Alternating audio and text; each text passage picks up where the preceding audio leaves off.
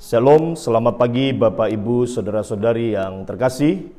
Kita bersyukur kepada Tuhan, pada pagi ini kita bisa sampai kepada akhir pekan terakhir di bulan Mei ini. Nah, kita percaya pemeliharaan dan penjagaan Tuhan senantiasa ada dalam kehidupan kita. Sebelum kita mendengarkan kebenaran firman Tuhan pada pagi hari ini, mari kita tenangkan hati kita berdoa. Kami bersyukur kepadamu ya Tuhan, atas anugerah-Mu bagi kami. Kami ada sebagaimana kami ada pada pagi ini, semua karena kasih-Mu. Kami percaya pada pagi hari ini, Engkau hendak menyatakan isi hati-Mu melalui sabda yang akan kami dengarkan. Berbicaralah ya Tuhan, ini hati kami, ini hidup kami persembahkan bagi firman-Mu. Di dalam nama Yesus, kami siap mendengarkan kebenaran-Mu. Amin. Shalom Bapak Ibu Saudara-saudari yang terkasih, saya Pendeta Mardalianus Wau dari GKPB MDC Teluk Dalam akan melayani saudara melalui pemberitaan firman Tuhan pada pagi ini. Nats firman Tuhan bagi kita pada pagi ini terambil dari kitab 1 Petrus pasal yang pertama, ayat yang ketiga sampai ayatnya yang kelima.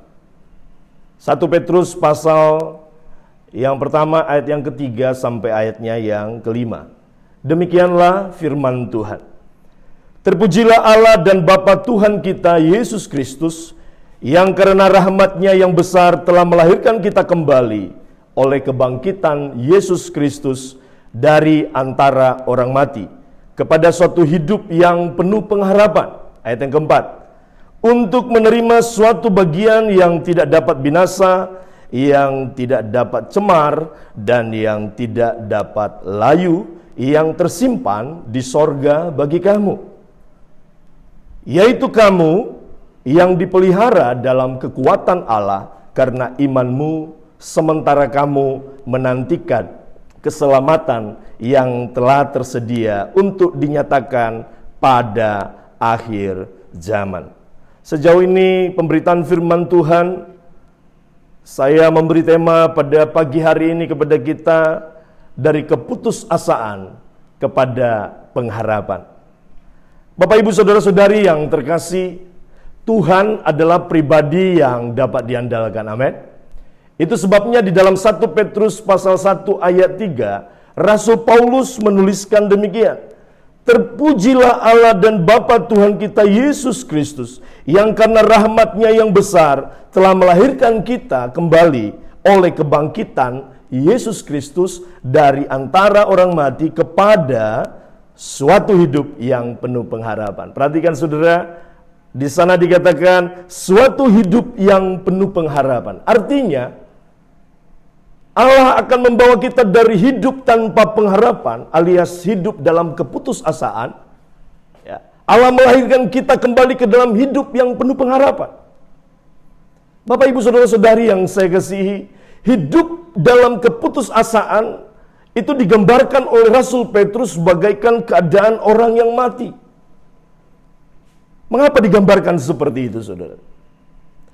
Bagaimanakah keadaan orang yang ada dalam keadaan putus asa ini yang disebut oleh Petrus seperti keadaan orang yang ada di dalam keadaan yang mati? Nah, dapat saya gambarkan seperti ini, saudara. Orang yang hidup di dalam keputusasaan yang digambarkan di sini adalah orang yang mati, saudara. Yang pertama, itu adalah orang yang hidup tanpa daya. Sama seperti orang mati yang tidak mampu berbuat apa-apa lagi tentu saja, amin. Demikianlah keadaan yang membawa orang kepada keputusasaan. Selama kita masih berdaya, maka kita tidak akan berputus asa. Amin, saudara ya. Selama kita merasa bahwa diri kita mampu, maka kita tidak akan putus harapan. Itulah hidup orang yang masih memiliki daya. Namun, kalau kemampuan yang ada pada kita tidak dapat lagi diandalkan, demikian juga apa yang ada di sekitar kita tidak lagi dapat kita andalkan, maka sebenarnya saudara, sejatinya kita sedang terjerumus ke dalam spiral keputusasaan. Semakin lama semakin mendalam di dalam lingkaran keputusasaan. Inilah hidup yang digambarkan tanpa daya. Ini hal yang pertama. Gambaran dari orang yang putus asa yang digambarkan oleh Petrus adalah keadaan mati. Yaitu yang pertama, hidup tanpa daya. Yang kedua, saudara, hidup tanpa jaminan masa depan. Hidup dalam keputusasaan adalah hidup tanpa jaminan akan masa depan. Mati artinya berhenti dan tidak ada lagi hari esok baginya. Betul ya? Bukan berarti saya ingin mengatakan bahwa tidak ada kehidupan sesudah kematian. Bukan. Namun kehidupan di dunia ini berhenti bersama dengan kematian. Sehingga tidak ada lagi hari esok di dunia ini bagi orang yang sudah mati. Artinya karena tidak ada lagi kemampuan untuk melihat hari esok, maka orang yang sudah mati tidak akan lagi dapat berupaya untuk berbuat ini atau berbuat itu. Inilah keadaan orang yang kehilangan daya, orang yang putus asa, orang yang kehilangan pengharapan. Bapak, Ibu, saudara-saudari yang saya kasihi, saya teringat kepada sebuah kisah nyata yang dialami oleh seorang yang bernama Viktor Frankl. Dia adalah seorang neurolog, ya, ahli saraf, saudara, dan juga seorang psikiater keturunan Yahudi dari Austria. Ketika dia dijebloskan ke dalam kamp konsentrasi Nazi Jerman, dan pada masa itu Viktor Frankl kehilangan istri, kedua orang tuanya, dan bahkan bayi yang sedang dikandung oleh istrinya pun dia kehilangan. Pada suatu ketika Viktor Frankl melihat seorang tahanan yang ditahan bersama-sama dengan dia berada dalam satu keadaan putus asa. Pada saat itu tahanan ini dipaksa untuk bangkit dari tempat tidurnya oleh tentara-tentara Nazi. Namun sekuat apapun para tentara Nazi mengancam dia, tetap saja tahanan ini meringkuk diam di atas tempat tidur dan tidak mau bangkit dari tempat tidur. Viktor Frankl memperhatikan keadaan tahanan ini dalam titik ini. Viktor Frankl mengambil kesimpulan bahwa semua dapat diambil dari diri manusia, namun satu hal yang tidak boleh dibiarkan hilang dari diri manusia, yaitu pengharapan. Ketika seseorang kehilangan pengharapan, maka keadaan seperti apa yang dialami oleh tahanan ini, saudara, akan terjadi. Menyadari hal ini, saudara, Viktor Frankl berpegang erat-erat kepada pengharapan. Sehingga ia dapat melewati penderitaan yang luar biasa selama dia berada di kamp konsentrasi Nazi. Dan pada akhirnya dia menjadi salah seorang psikiater paling terkemuka di dunia. Viktor Frankl menyadari dengan tetap memiliki pengharapan, itulah yang akan memampukan kita melihat masa depan. Lalu pertanyaannya bagi kita saat ini adalah, apakah yang dapat mengubah keputusasaan kepada pengharapan? Ini pertanyaan penting yang harus ada di dalam benak kita pada pagi hari ini. Ketika engkau sedang berada di dalam keputusasaan pada hari-hari ini, mungkin saudara bertanya, apakah yang membuat keputusasaan berubah menjadi pengharapan? Nanti akan saya jelaskan, saudara. Lalu hal yang ketiga, saudara, keadaan orang yang berada dalam keputusasaan yang digambarkan sebagai mati tadi, saudara. Tidak hanya dia hidup tanpa daya, tidak hanya dia tidak lagi mampu melihat masa depan, saudara. Ya. Keadaan ini adalah keadaan yang sangat mengerikan bagi seseorang ketika dia kehilangan pengharapan. Oleh sebab itu, iman begitu penting bagi kita agar kita bisa berada di dalam keadaan berpengharapan kepada Tuhan. Ya. Kalau kita ingin keputusasaan berubah menjadi pengharapan, maka dibutuhkan iman kepada Tuhan. Iman yang diungkapkan di dalam pujian kepada Tuhan untuk rahmat atau kasih dan kuasa-Nya yang tidak terbatas. Iman yang diulurkan seumpama tangan menyambut kasih dan kuasa Tuhan. Bapak Ibu Saudara-saudari yang saya kasih, oleh Tuhanlah kita beroleh jalan masuk oleh iman kepada kasih karunia ini. Oleh Yesus. Dalam Roma pasal 5 ayat 2 dikatakan, di dalam kasih karunia ini kita berdiri dan kita bermegah dalam pengharapan dan bisa menerima kemuliaan Allah. Di sini penting iman, saudara. Sebab limpahnya kasih dan kuasa Tuhan akan tersia-siakan kalau kita tidak menyambut dengan iman kasih yang Dia berikan bagi kita. Sebaliknya, apabila kita menyambut kasih dan kuasa Tuhan dengan iman, maka dari keputusasaan kita akan dialihkan kepada hidup yang penuh dengan pengharapan di dalam Kristus. Berikutnya saudara, bagaimanakah wujud atau sifat dari pengharapan yang ada di dalam Kristus itu? Sehingga kita perlu memilikinya, sehingga kita perlu memastikan itu ada di dalam kehidupan kita. Sehingga kita bisa meraih masa depan, kita bisa menghidupi hari-hari kita dengan tetap berpegang teguh kepada Dia. Seperti apa yang sudah kita baca di dalam Nats 1 Petrus pasal 1 ayat 3 sampai 5. Di sana diutarakan ada 3 wujud atau sifat dari pengharapan dalam Kristus. Yang pertama saudara, pengharapan kepada Kristus adalah pengharapan yang hidup. Ya. Sifatnya adalah pengharapan yang hidup, alias bukan pengharapan yang kosong. Bukan pengharapan yang mati. Di dalam 1 Petrus pasal 1 ayat 3 dikatakan di sana di bagian akhir ayat ini, kita akan dibawa kepada suatu hidup yang penuh pengharapan. Di dalam bahasa Inggris saudara, terjemahan ini saudara, ayat ini lebih mendekati kepada teks aslinya saudara.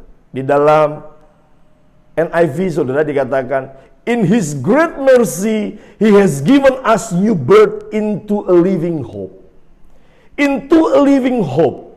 Di dalam bahasa Inggris, mengacu kepada terjemahan ini saudara, harapan ini disebut sebagai a living hope, atau harapan yang hidup. Jadi sifat yang pertama dari pengharapan kepada Kristus itu saudara, yaitu pengharapan yang hidup. Hidup saudara, bukan palsu. Kalau kita hidup di dunia ini, kita bersinggungan dan berhadapan dengan orang-orang atau manusia yang memberi harapan palsu, yang dikenal dengan PHP, saudara, pemberi harapan palsu. Maka tidak demikian dengan Tuhan. Tuhan kita memiliki sifat PHS, saya katakan PHS, artinya pemberi harapan sejati. Saudara. Dia tidak mengecewakan. Tetapi pengharapan kita kepada Tuhan, pengharapan yang hidup, yang akan memberikan kita satu kehidupan, saudara. Itu sifat yang pertama daripada pengharapan kepada Kristus. Pengharapan itu adalah hidup, saudara. Nah, sifat pengharapan yang kedua adalah pengharapan di dalam Kristus bersifat pengharapan yang mulia. Inilah yang diutarakan di dalam ayat yang keempat. Saya bacakan. Untuk menerima suatu bagian yang tidak dapat binasa, yang tidak dapat cemar, dan yang tidak dapat layu, yang tersimpan di sorga bagi kamu. Bapak Ibu Saudara-saudari yang saya kasihi, di sini disebut bahwa pengharapan tersebut adalah untuk menerima bagian yang tidak dapat binasa, tidak dapat cemar, tidak dapat layu. Mengapa demikian, saudara? Karena bagian ini saudara tersimpan di sorga bagi kita. Amin.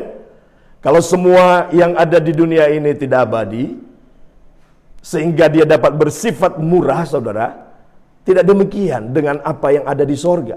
Dia bersifat abadi, sehingga dia mulia. Jadi perhatikan, pengharapan di dalam Kristus bersifat mulia. Kalau saudara saya tanya, mengapa emas mahal dan tembaga murah saudara? Bukan sekedar karena tembaga mudah untuk didapat dan emas bersifat langka atau sulit didapatkan, tetapi juga karena tembaga itu saudara, tembaga kecemerlangannya tidak bertahan lama, mudah kusam, ya, cepat luntur saudara. Sedangkan emas akan tetap cemerlang sampai selama-lamanya. Makanya dia disebut sebagai logam mulia. Oleh sebab itu di dalam Wahyu dikatakan bahwa semua yang ada di sorga itu terbuat dari emas. Maksudnya semua yang di sorga itu bersifat mulia dan abadi. Itulah yang dikemukakan di dalam Matius pasal 6 ayat 19 sampai ayat yang ke-20. Saya akan bacakan. Janganlah kamu mengumpulkan harta di bumi ngengat dan karat merusakkannya, dan pencuri membongkar serta mencurinya. Ayat yang ke-20. Tetapi kumpulkanlah bagimu harta di sorga. Di sorga, ngengat dan karat tidak merusakkannya, dan pencuri tidak membongkar serta mencurinya. Artinya saudara, kalau manusia dikenal dengan pemberi harapan palsu, maka yang kedua sekarang saya katakan, Tuhan pemberi harapan mulia. Amin. Manusia PHP, tetapi Tuhan PHM, saudara. Pemberi harapan mulia. Amin, saudara. Itu adalah sifat yang kedua. Tidak hanya harapan itu bersifat hidup, yang kedua juga bersifat mulia. Dan yang terakhir, saudara, harapan kepada Kristus itu bersifat pasti. Bukan mudah-mudahan, saudara. Semoga kiranya dan siapa tahu. Bukan. Tetapi pengharapan kita kepada Kristus bersifat pasti. Sekali lagi, bersifat pasti. Amin. Bapak Ibu saudara-saudari yang saya kasihi, itulah yang dikemukakan di dalam 1 Petrus pasal 4 sampai ayat 4 sampai ayat yang kelima. Di sana dikatakan di bagian ayat yang kelima secara khusus, yaitu kamu yang dipelihara dalam kekuatan Allah karena imanmu, sementara kamu menanti keselamatan yang telah tersedia untuk dinyatakan pada zaman akhir. Di sini diistilahkan seperti orang yang dipelihara oleh kekuatan Allah. Kekuatannya itu pasti. Sehingga sementara kita menanti keselamatan yang penuh, yaitu perjumpaan dengan Kristus di zaman akhir, di masa sekarang pun sudah. Sekali lagi, di masa sekarang pun kita sudah tahu bahwa kita akan tiba di sana. Inilah pengharapan yang pasti. Inilah yang diistilahkan di dalam Ibrani pasal 6 ayat 19 sampai 20 dikatakan seperti sauh yang dilabuhkan sampai jauh ke belakang tabir, saudara. Saya bacakan. Ibrani pasal 6 ayat 19 sampai 20 dikatakan, pengharapan itu adalah sauh yang kuat dan aman bagi jiwa kita, yang telah dilabuhkan sampai ke belakang tabir, ayat 20, di mana Yesus telah masuk sebagai perintis bagi kita, ketika ia menurut peraturan Melkisedek menjadi imam besar sampai selama-lamanya. Menghadapi keadaan yang serba tidak menentu di dunia hari-hari ini, saudara, satu hal yang pasti, bahwa pengharapan kepada Kristus tidak akan pernah mengecewakan. Amin. Karena 3 wujud dari pengharapan kepada Kristus. Yang pertama tadi, apa saudara? Pengharapan kepada Kristus itu adalah pengharapan yang hidup, yang membawa kita ke dalam hidup yang baru. Ya, a living hope, saudara.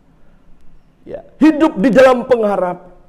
Yang kedua, saudara, pengharapan kepada Kristus itu, saudara, bersifat pasti. Ya, dia bersifat pasti. Oleh sebab itu, mari di dalam menghadapi segala keadaan serba tidak menentu di dunia ini, ya, bukan hanya karena pengharapan itu adalah pasti hidup dan mulia, tetapi memang hanya kepada Kristuslah kita bisa menaruh pengharapan.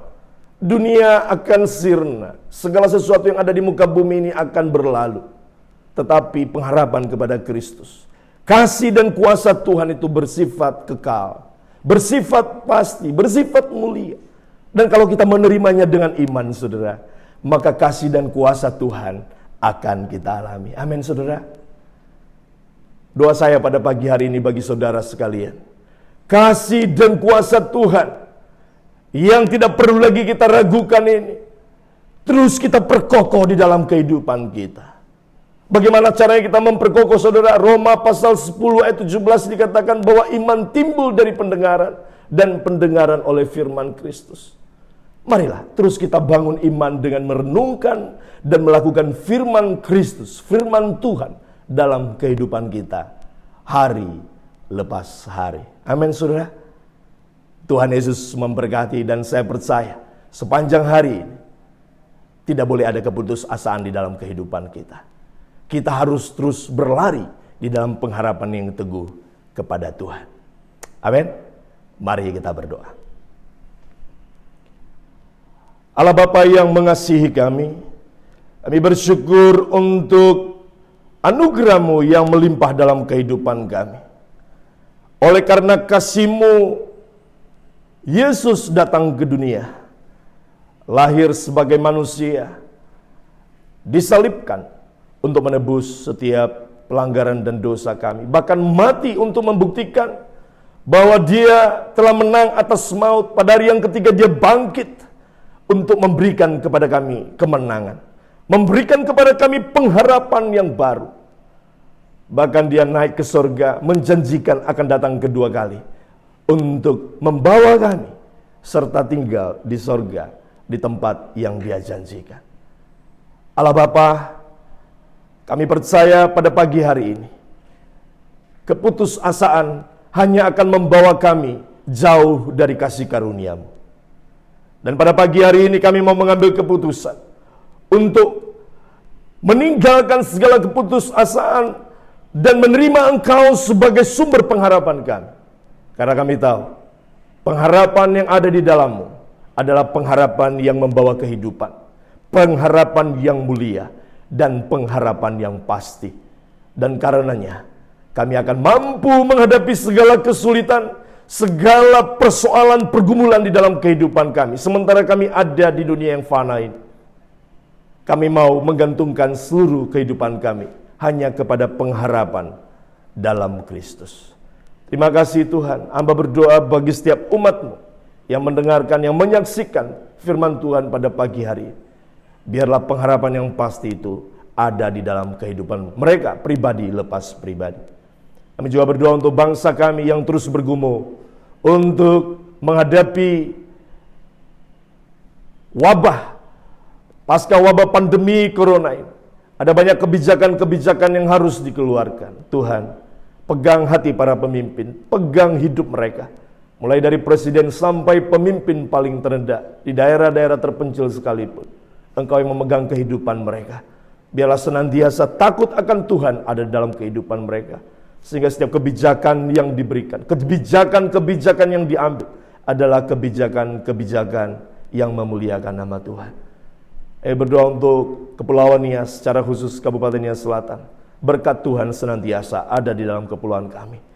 Berdoa untuk kota kami, setiap kota-kota bahkan yang ada di kepulauan ini, sampai ke desa-desa. Tuhan, Engkau yang memberkati. Berkati setiap masyarakat Tuhan, supaya kepulauan ini menjadi kepulauan yang subur, kepulauan yang senantiasa ada di dalam pemeliharaan Tuhan. Kami tolak segala virus corona masuk. Biarlah setiap warga, setiap manusia yang ada di kepulauan ini senantiasa ada di dalam perlindungan Tuhan. Terima kasih Bapa. Misalkan pemimpin kota kami, pemimpin Kabupaten Nias Selatan, bupati, wakil bupati, dan seluruh jajarannya. Engkau yang terus menuntun mereka dengan hikmat marifat-Mu Tuhan. Kebijaksanaan yang mereka berikan, biarlah itu terinspirasi dari Allah sendiri. Untuk semua unsur keamanan, Polri, TNI, Engkau Allah yang juga mengurapi mereka, menopang mereka di dalam tugas-tugas mereka. Terima kasih Bapa. Misalkan Kepulauan Nias ini ke dalam tangan Tuhan, pemerintahan kota-kota di dalam tangan Tuhan. Dan kami percaya kami akan mengakhiri bulan Mei ini dengan penuh keyakinan bahwa Engkau juga akan menyertai kami memasuki bulan yang baru, bulan Juni nanti, dengan penuh penyertaan daripada Tuhan. Terima kasih ya Allah. Bapak, Ibu, Saudara-saudari yang terkasih, arahkan hatimu kepada Tuhan dan terimalah berkat daripada Tuhan. Kiranya berkat dari Allah Bapa, cinta kasih daripada Yesus Kristus, dan tuntunan daripada Roh Kudus menyertai saudara mulai sejak hari ini sampai selama-lamanya. Setiap kita yang diberkati bersama, katakan amin.